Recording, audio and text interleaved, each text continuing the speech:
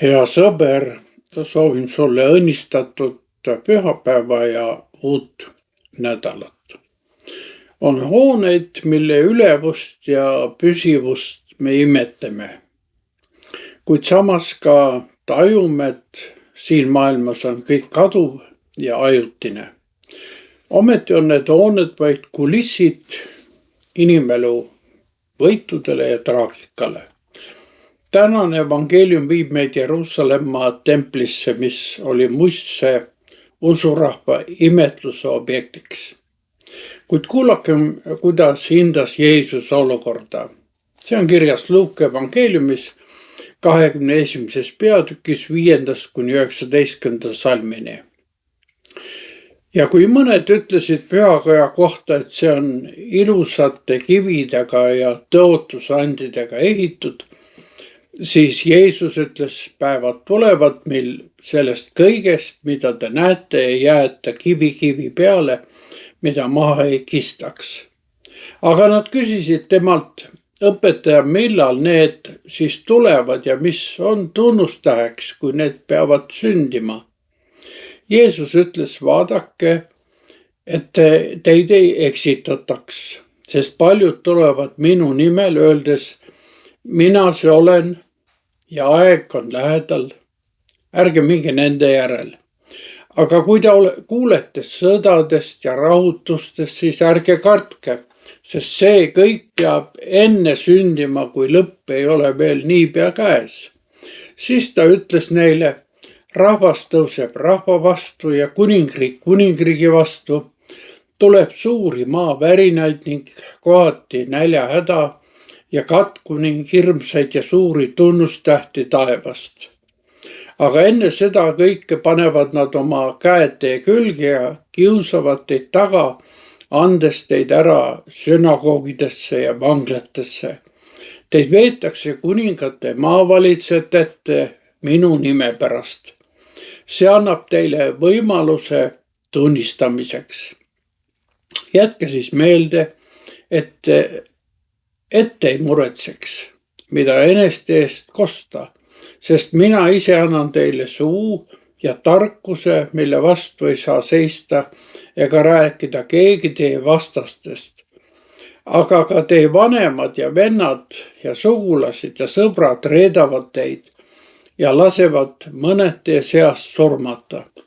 Ning teie saate kõikide viha alusteks minu nime pärast. Ent juuksekarvgi ei saa hukka teie peast. Oma vastupidavusega kannatustes te pärite oma hinge. See on Jumala sõna ja püha evangeelium. Kõik algab siin Iisraeli rahva kõige tähelepanuväärsemast maamärgist, Jeruusalemma templist. Oli neid, kes imetlesid selle hoone ilu ja annetajate ohvrimeelsust. See oli tõesti muljet avaldav hoone, valgest marmorist ja kuldsete kaunistustega. Rahvas sidus oma lootused templiga, mis neid ühendas. Nad uskusid, et nii kaua kui püsib tempel, ei suuda keegi neid hajutada ja hävitada. Kuid Jeesus annab kõigele sellele karmi hinnangu. Päevad tulevad, mil sellest kõigest, mida te näete, ei jäeta kivi peale, mida maha ei kistaks. Teiste sõnadega, tempel on kaotanud oma algse sisu, see on muutunud röövlikoopaks ja seega määratud hukule. Siis aga küsib rahvas, õpetaja, millal need päevad siis tulevad ja mis on tunnustäheks, kui need peavad sündima. Temaga hoiatab neid kõigepealt eksitajate eest. Ta ütleb, et paljud tulevad tema nimel, öeldes, mina see olen ja aeg on lähedal. Ja siis manitseb ta neid, ärge minge nende järel. Mis sündmused need siis on, mis sellist segadust tekitavad? Ja Jeesus vastab, rahvas tõuseb rahva vastu ja kuningriik kuningriigi vastu, tuleb suuri maavärinaid ning kohati näljahäda ja katku, ning hirmsaid ja suuri tunnustähti taevast. Kõik need sündmused kirjeldavad seniste maailma kriiside levikut. Ja kriisi ajal iseloomulikud olud sünnitavadki valeprohveteid, kes koguvad enda ümber segadusse viiduid, külvates hirmu ja paanikat. Aga Jeesus esindab kainet, rahulikku, aga ka realistlikku sõnumit. Ta ütleb, et kui te nendest asjadest kuulete, siis ärge kartke, sest see kõik peab sündima, aga lõpp ei ole veel käes. Niisiis ei ole see maailma lõpu ajakava, vaid pigem ajalookäik. Sõdu, epideemiaid, näljahäda ja maavärinaid on alati olnud ja saab ka tulevikus olema. Jeesus aga kutsub meid üles olema selliste sündmuste keskel kained, püsivad, realistlikud, sest ajastu kriisid ei ole veel kõige lõpp. Ja siis suunab ta oma jüngrite meiegi tähelepanu hoopis vahetule tulevikule. Selle, mis meid isiklikult puudutab. Aga enne seda kõike panevad nad oma käed tee külgi ja kiusavad teid taga, andes teid ära sünagoogidesse ja vanglatesse, teid veetakse kuningate ja maavalitsejate ette minu nime pärast. Ja seda kõike tema nime pärast, sest ees seisab siin raskeid katsumusi. Aga Jeesus ütleb, et need on hoopis meie võimalus tunnistamiseks. Kuid kõige karmim osa nendest katsumustest on reetmine.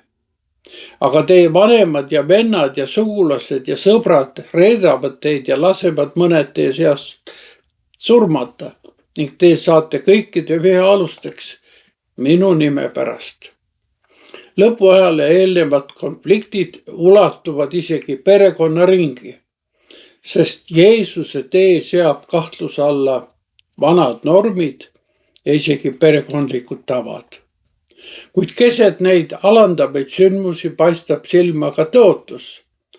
Jätke siis meelde, et ei muretseks, mida eneste eest kosta, sest mina ise annan teile suu ja tarkuse, mille vastu ei saa seista ega rääkida keegi teie vastastest. Niisiis te ei pea ette muretsema ega võimalikke kaitsekõnesid sepitsema. Tõe tunnistus sünnib keset ehtsat elu. Just siin voolab tarkus ja sõna, mis paneb vastase suu kinni. Päris lõpuks julgustab Jeesus oma jüngrid, ent juuksekarvgi ei saa hukka teie peast. Kuidas seda mõista? Alles ta ju ütles, et mõned teist surmatakse. Jah, maise elu kaotus ei suuda võtta meie sisemist jõudu ja olemust. Isegi kui me maisest elust lahkume, ärkame me ülestõusmises. Jumal tagab, et miski meie olemusest ei läheks kaotsi. Ja lõpuks keskne sõnum. Oma vastupidavusega kannatustes te pärite oma hinge. Sõna vastupidavus tähendab siin püsivust ja kindlameelset truudust. See ei ole aga meie kangelaslikkus, vaid Jumal, kes ustavalt hoiab meid püsti.